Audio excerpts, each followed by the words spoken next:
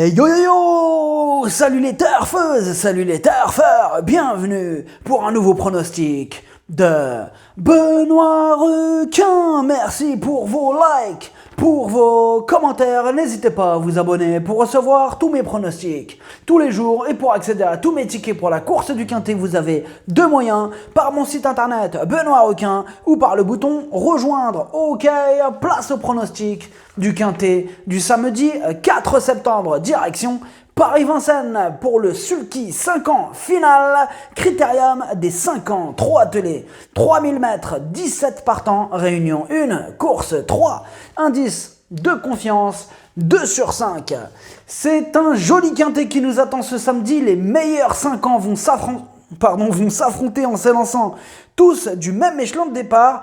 Alors à savoir qu'il y a souvent quelques belles cotes à l'arrivée de ce prix, mais on va voir ça ensemble. Cette vidéo je la tourne avant l'arrivée du Quintet de ce vendredi, je reviendrai dessus demain. Petit retour sur le Quintet du jeudi 2 septembre. Dans mon pronostic, je vous ai donné le tiercé dans l'ordre, ça fait plaisir. Et pour les membres de mon site internet Benoît Requin et les membres YoYo Total VIP, ce jeudi on a 2 tickets tiercé dans l'ordre qui sont passés, qui font 740 €, ça fait plaisir. Ce mois de septembre, il vient juste de démarrer, on est déjà à 937 € de gains et au total, depuis le mois d'octobre, on a atteint la somme de 151 089 € de gains. Vous avez deux moyens pour récupérer mes tickets pour la course du Quintet, par mon site internet Benoît Requin ou par le niveau YoYo Total VIP en passant par le bouton rejoindre. Et je vous ai mis le lien de mon site internet directement dans mon commentaire épinglé. Ok, c'est parti, on commence le pronostic et on commence avec le numéro 1. Goulette, elle se frotte à l'élite samedi, mais elle est pétrie de qualité. À l'issue d'un bon parcours, elle peut en étonner plus d'un. Et on écoute Franck Nivard. Goulette s'est montrée fautive pour finir dernièrement, alors qu'elle semblait repartir sur l'attaque d'Ampi Ahmed SM que je drivais. Auparavant, elle avait gagné facilement à 2 reprises, toujours à Enghien. Elle avait été longuement arrêtée, se retrouve en retard de gain. Face aux meilleurs, elle n'est pas incapable d'accrocher la 5e, voire la 4e place. Le numéro 2, Gamay de Liton. Il passe un test à ce niveau, en effet, ce sera son premier groupe 1, il intéressera les amateurs de cote. Et on écoute Hugues Lévesque. Gamay de Liton a encore bien tenu sa partie dernièrement sur la petite piste, où il n'a été devancé que par 2 concurrents étrangers. Dans ce critérium, il est évidemment barré par plusieurs rivaux, mais il est sérieux et se donne toujours. Comme il n'a pas de bonne course ensuite, il partira se reposer. Samedi, nos ambitions seront limitées, mais il n'est pas hors d'affaire pour la 5e place. Le numéro 3, Gloria du Gers. Comme va nous le dire notre cher Jean-Michel Bazir, cette sortie a seulement pour but de le faire monter en condition. Énorme non! Et on écoute Jean-Michel Bazir. Gloria du Gers réalise une saison correcte dans les 2 spécialités, mais elle est barrée au plus haut niveau. Elle ne prend la place de personne, alors on court. Cette sortie va lui permettre de peaufiner sa préparation en vue du prix de Normandie. Elle restera ferrée et je vous conseille de l'écarter. Le numéro 4, Gallius, il est doué, il a maintenant 4 courses dans les jambes, il est prêt, attention à lui. Et on écoute Madame Séverine Raymond. Gallius vient de courir dans le prix Jockey, dans lequel nous nous sommes aperçus que les chevaux qui n'avaient pas démarré comme lui n'ont pas fini à l'arrivée. Tout est parfait au travail. Il sera déféré des 4 pieds, mais je ne sais pas si cela l'aide beaucoup. Si tout se passe bien, je le vois dans le Quintet gagnant. Je ne lui vois pas une première chance, mais s'il terminait 3e ou 4e, cela serait très bien. Le numéro 5, Gamble River. Ses 5 dernières courses, 4 échecs. D'autres candidatures nous apportent de plus solides garanties. On écoute Sébastien Garato. Gamble River ne détient pas une première chance, mais il peut courir. Il n'a pas démérité dans le prix Jockey, terminant non loin de la 5e place. Il est barré à ce niveau et ne démarre pas très vite. Il faut donc longer le rail et espérer de la réussite. Il va faire son possible et je signe pour la 5e place. Il aura des courses fermées plus faciles à venir. Le numéro 6, Grand Art, il fait toutes ses courses ces derniers temps, il donne toujours son maximum en compétition, c'est mon principal casseur de tickets repéré. Et on écoute Hansen Erik Bondo. Grand art progresse tout le temps. La dernière fois, dans le prix jockey, il a fait une bonne performance terminant très bien. Il a maintenant cette course-là dans les jambes et le timing est parfait. Il est au top. Il est meilleur en venant de derrière. J'espère qu'il puisse prendre un peu d'argent. Je serais content si c'était le cas. Le numéro 7, Giant Chef. On continue avec les possibles troubles faits. La preuve avec lui, qui certes monte de catégorie et il reste sur un échec, mais on doit quand même lui accorder une note de méfiance. Et on écoute Franck Nivard. Giant Chef ne s'est pas bien élancé dans le prix jockey. Ensuite, lorsque j'ai voulu le rapprocher en montant, nos adversaires nous sont repartis sous le nez. J'ai préféré arrêter. Il n'a cessé de gravir les échelons cette année et sa tâche se complique désormais. Cela dit, il n'est pas hors d'affaire pour les petites places. Le numéro 8, Goldie Mary. C'est une spécialiste de la disqualification.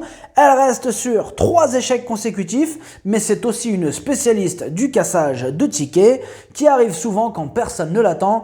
Encore une possibilité. Et on écoute Mathieu Abrivard. Goldie Mary manquait de tranchant lors de ses sorties en province où elle n'avait pas ses marques. Elle m'a plu dernièrement dans le prix jockey. J'ai volontairement patienté avant de la faire finir.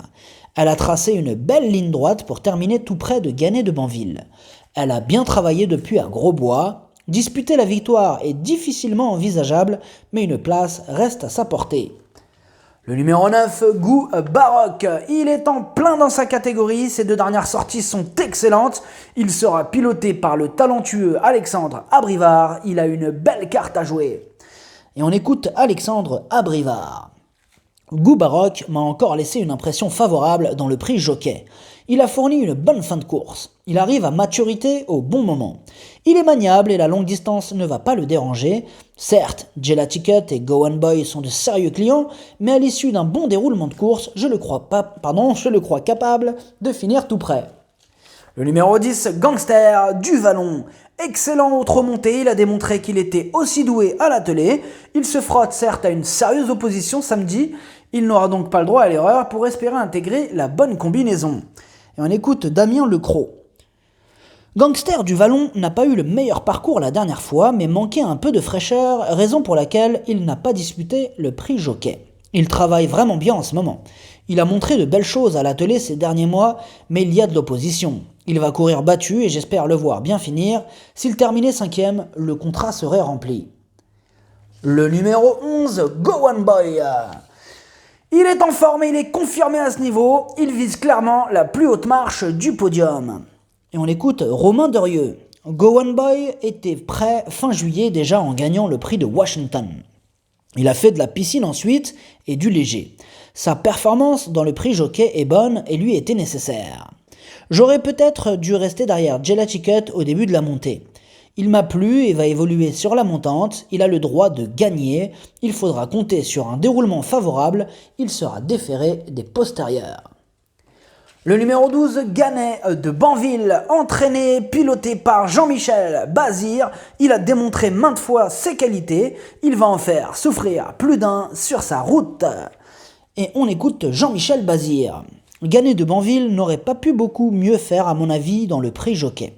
Il a bien travaillé mercredi matin et il va se présenter au top avec beaucoup de fraîcheur, ce qui est un atout pour ce grand rendez-vous. Sur ce que j'ai vu dernièrement, Jelaticut et Go One Boy semblent un ton au-dessus, mais mon pensionnaire a sa chance comme d'autres. Le numéro 13, Gala TJ. La régularité ne fait pas partie de ses principales qualités. À ce niveau, il va devoir faire preuve de bonne volonté pour espérer se mêler à l'emballage final. Et on écoute Thomas Chanon. Gala TJ m'a laissé une bonne impression dans le prix jockey, d'autant qu'il n'était pas au top. Il avait le fond, mais pas encore la tonicité. Il a bien progressé depuis et affiche une souplesse parfaite. Il sera déféré des postérieurs cette fois. Les 3000 mètres ne vont pas lui poser de problème. Une course avec du rythme ne peut que nous servir. Avec un parcours favorable, il peut se placer. Le numéro 14, Golden Bridge. Il se donne à fond, mais à moindre niveau. Ici, il n'aura pas le droit à l'erreur pour espérer se mêler à la lutte finale. Et on écoute Philippe Allaire. Golden Bridge n'a pas couru depuis sa très bonne sortie dans le prix des hêtres volontairement. Il courait très bien alors qu'il rendait la distance. Il a un moral d'enfer et aborde cette course avec de la fraîcheur. Il a bien travaillé, il me paraît au top. Il peut accrocher une place parmi les 5 premiers pour son retour à Paris-Vincennes. Le numéro 15, Gunia Datou.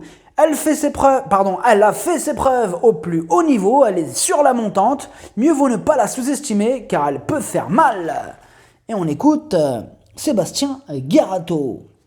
Gunia Datou a souffert d'une fracture d'un pied comme cela lui était arrivé après l'hiver de 3 à 4 ans et a dû observer une longue période de convalescence. Dans le prix jockey, elle a trop tiré sans quoi elle aurait pu être 5e. Elle a plu à son partenaire. Elle est plus sûre que Greengrass. En la préservant rapidement, elle peut très bien faire, elle est très bien au boulot. Le numéro 16, Gelaticut.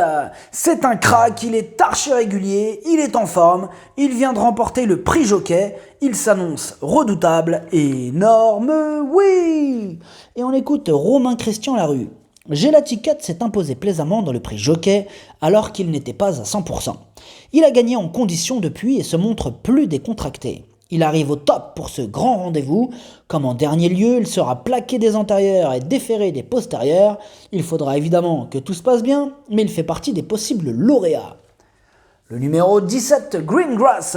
Bon, avec elle, c'est qui tout double. C'est une spécialiste de la disqualification et elle est irrégulière. Maintenant, ça reste quand même la plus riche de ce quintet de gala. Et si elle nous montre son vrai visage, elle va en faire souffrir plus d'un sur sa route. Tout ou rien. Et on écoute Sébastien Garato. Greengrass est partie à faux dans le prix jockey. Cela peut lui arriver. Elle sera mieux à volter en dehors plutôt qu'à mi-piste. Au niveau forme, elle est très bien. Elle possède de la tenue et les 3000 mètres ne poseront pas de problème. On va essayer de la cacher non loin de la tête. Dans ce cas, elle peut faire l'arrivée. Je lui mets un peu de confort aux intérieurs et la déférer derrière. Le pronostic, ça donne 16, 11, 9, 12, 4, 17, 15, As, cheval de complément le 6, si jamais un autre nom partant et ça peut arriver, le 8. Merci d'avoir suivi cette vidéo, n'hésitez pas à vous abonner pour recevoir tous mes pronostics tous les jours et pour accéder à tous mes tickets pour la course du Quintet, vous pouvez passer par mon site internet Benoît Requin ou par le bouton rejoindre sur le niveau Yo-Yo Total VIP, à jouer avec modération. Bonne chance, chopez-le moi. Ciao.